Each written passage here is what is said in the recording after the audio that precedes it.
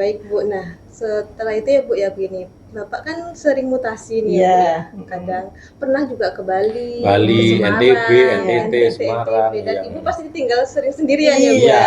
Nah Ibu nih yang udah sibuk dalam pekerjaannya, dalam hal lainnya itu bagaimana sih mengatur merawat anak sendiri saat ditinggal Bapak mutasi gitu Bu? Ketika Bapak mutasi di Bali itu anak-anak kan sudah SMP ya Mas. Iya, dan yang Ya, besar lumayan, yang besar sudah bisa nyupir, yang kedua juga nomor bisa satu nyupir. sudah Bisa bawa kuliah. mobil. Iya, bisa bawa mobil. Jadi agak ringan saat ketika Bapak dipindah itu, Dipindah. mutasi itu. Karena bisa nyupir itu, dan Iya. itu memang saya paksa untuk bisa nyupir. Minimal bersepeda lah. Iya, yang besar sudah lihai, sudah bisa kemana-mana, bisa ke Jogja, kemana bisa nyupir itu. Sehingga ketika ada kebutuhan keluarga atau ada adiknya yang sakit, bawa ke rumah Iya. sakit, sudah bisa nyupir dia Bisa. itu.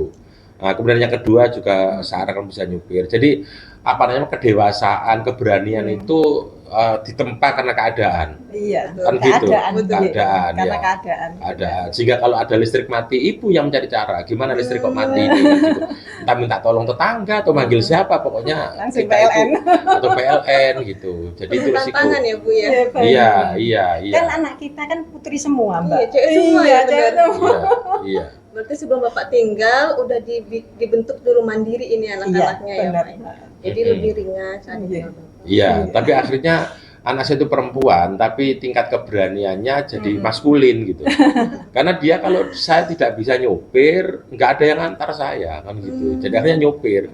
Semuanya, Iya, sampai yang ketiga pun bisa nyopir gitu. Ketika bulan lalu Bapak sakit, untung ya ada anak itu. Meskipun cewek-cewek semua Iya. Iya. harus diandalkan semuanya. Iya, bisa diandalkan. Dan apalagi mutasi saya itu selalu jauh-jauh. Betul. Kan ada kedinasan itu antar kabupaten. Saya itu kan selalu antar provinsi. Sehingga tidak bisa dipanggil sewaktu-waktu saya Iya pulang. benar-benar. Pernah ada waktu anak sakit, saya berada di Larantuka, kan sangat jauh untuk balik. Sehingga akhirnya keluarga itu dengan caranya sendiri bermusyawarah mencari solusi, ya diselesaikan sendiri kan gitu.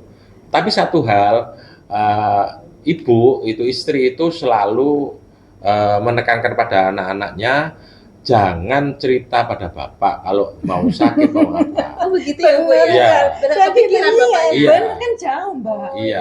Itu. Ya, jadi pernah saya pulang anak saya sehat di- baru cerita saya. Iya, saya pernah pulang anak saya itu lagi jatuh dari sepeda, bahkan ibunya lagi ngasih apa namanya obat. Itu lututnya dua-duanya itu luka itu. Nah, sehingga saya baru tahu itu ketika pulang, oh ternyata anak saya kecelakaan gitu loh.